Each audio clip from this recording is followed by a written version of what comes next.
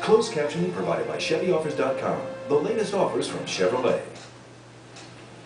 They're just too good to be true, right?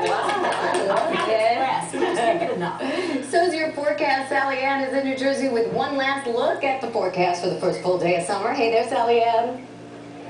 Hey there, and this is the Children of the Earth Foundation making fire by friction.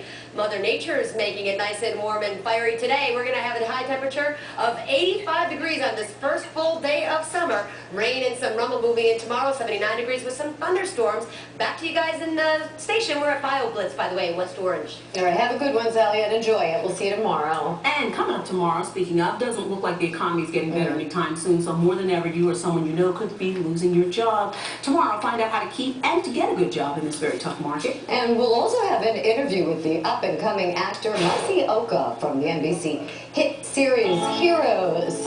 And who loves Uptown Express, huh? They're going to be performing, by the way, June 26th at the Metropolitan Room. We're going to be performing with them.